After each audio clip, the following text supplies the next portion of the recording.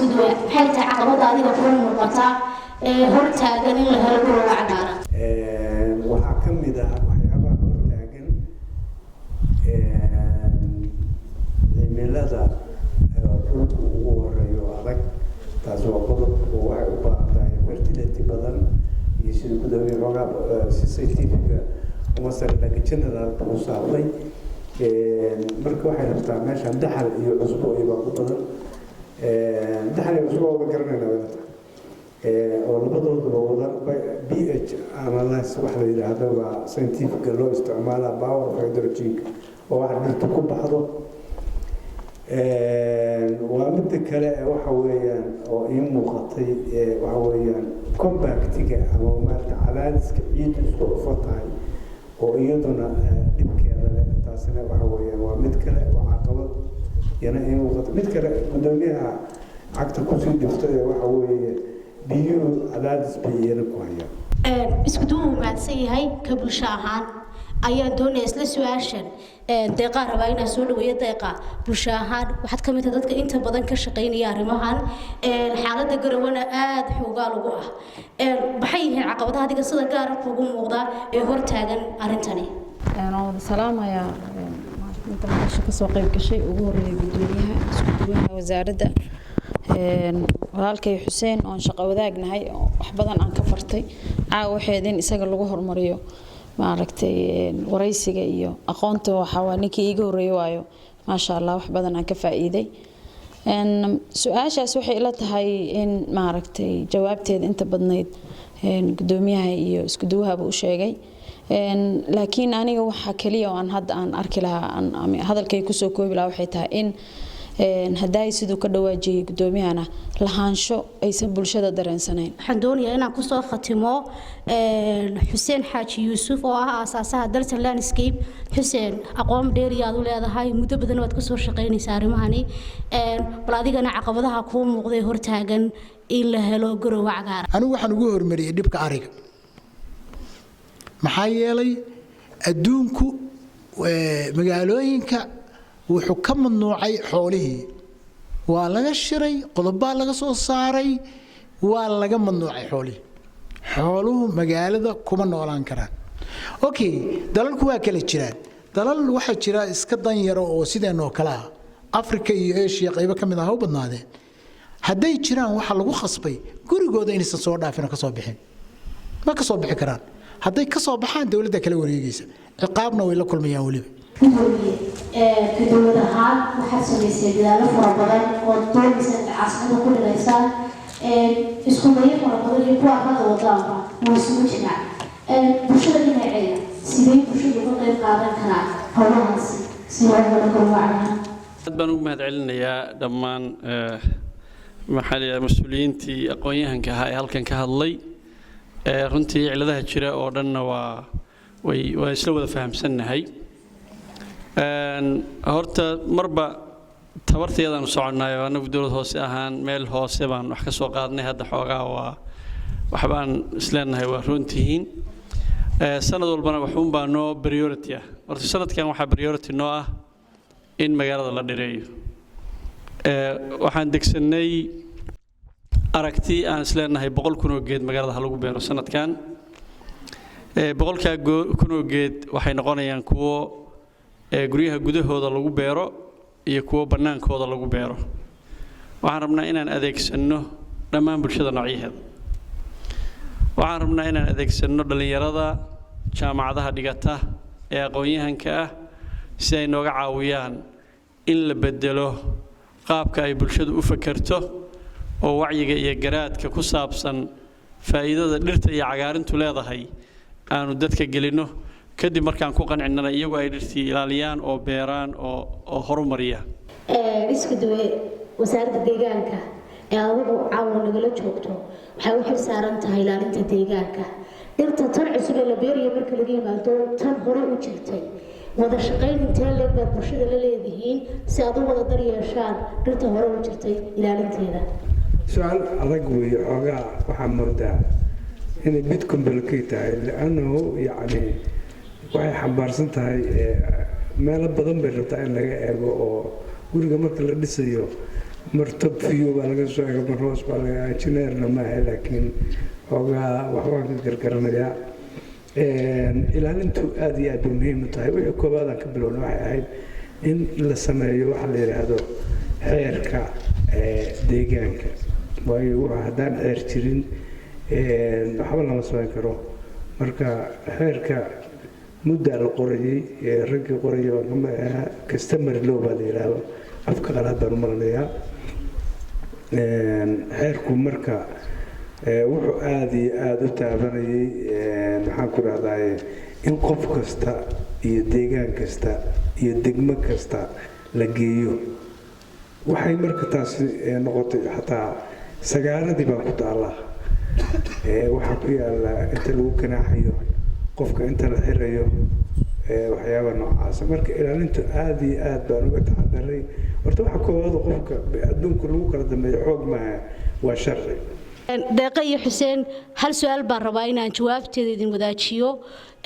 in badan baad ka shaqaynayseen arrimahani bal intii aad howlahan ka soo shaqaynayseen dhibaatooyinkii idinka yimiday bulshada ama sistemka dowladda ama dhinacyo kaleba nala wadaaga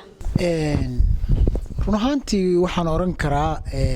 kolley anigu khibradda hadda aan u leeyahay arrintan cagaarka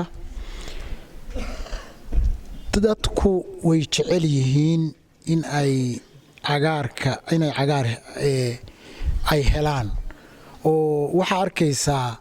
haddiiba ay qofka maskaxdiisu ku soo dhacdo inuu ama filin iska qaado ama sawir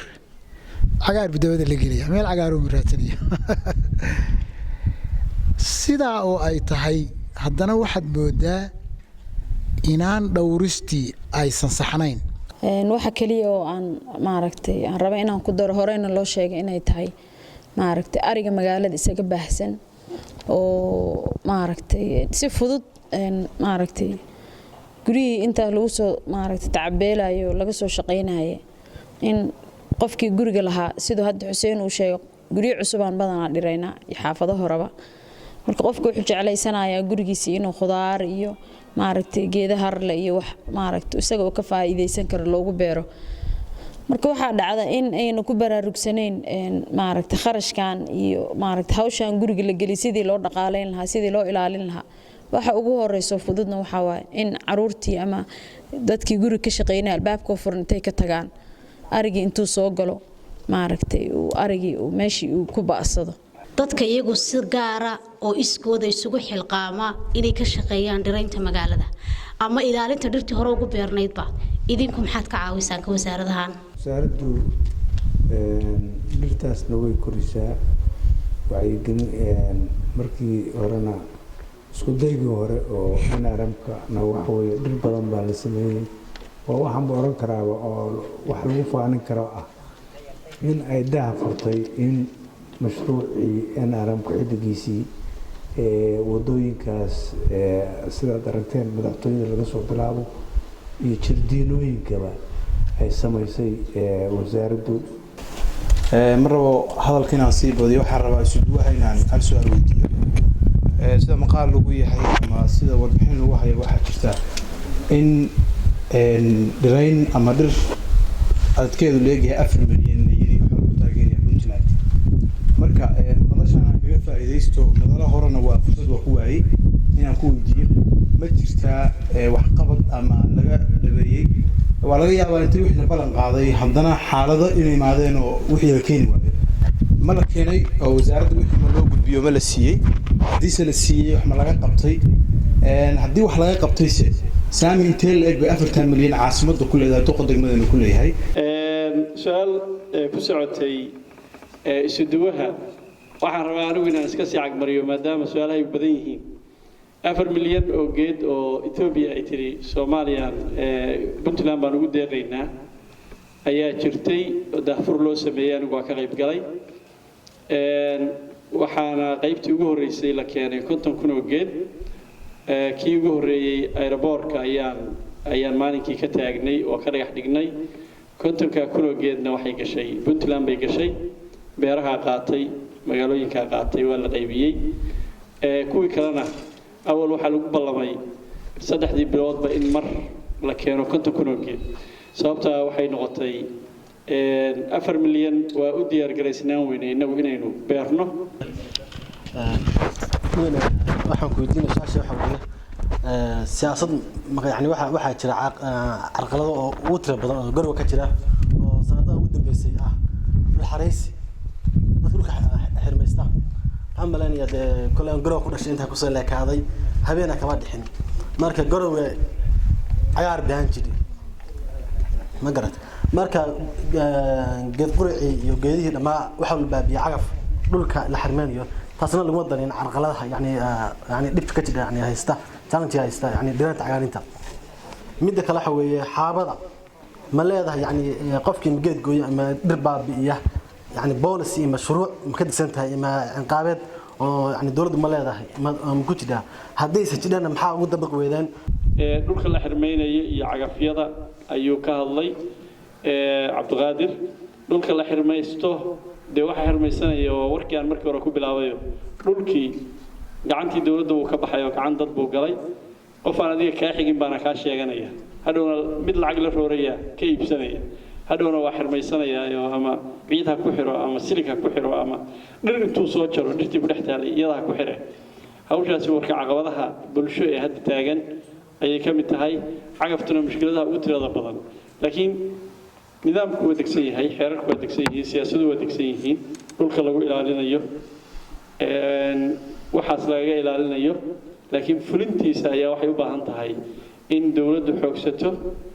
nidaamka fulintiisana ay u sahlanaato hay'adaha sharciguna ay wada shaqeeyaan aan maayirka weydiinayo insha Allah waxa igu maqaalaa in la yiri dhulkii dadka lagu aasi jiray waxa la yiri qofkii la aasayo waxa laga rabaa $200 marka inaguna de waxaynu haysanaa dhulkii oo nugaala oo Puntland oo meel walba banaan tahay warkaas way soo gaaray in la yiri qofkii la aasay $200 baa laga rabaa dhulna lama hayo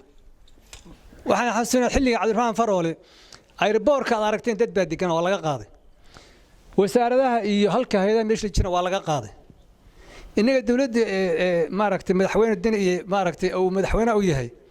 maayarku nugaala u yahay maayarka dhul u weyn dad islaam oo muslim oo maaragtay Soomaali lagu aaso hadii shaqaan qabta dabacna qabrigu gadanaya iyo dhulka danta guud buu iibsaday waxaas waa nagu socdeen iyada marka waa dacayado suuq la wareegayay waxaas waxa ka jiraan aad buu maasanta waad ku mahadsantihiin dulqaadkiina iyo deganaanta barnaamijka ku dhageysanaysaan موضوع بلارنا وقت جاي وحكى بلارنا موضوع المكان ديني مسؤولية برامج كنا جلسوا قيف قالوا وهم الرئيس دمدا أحمد براء يدقبوري يحسين حاج يوسف يصدق كلا بشير شوف يوسف أبي ما تدوم هالسيدي أنت هسي أي نقصوا بقولنا برامج كا من ما نقارن يقولنا بحاله سي هاب ELM أو برامج السكة شغالين هون السورتين عاون موقف سومو برامج ساسون وبكرة هاي أنت أيضا دريرين فوت جروب هذا كود كل دورنا كتب شاهي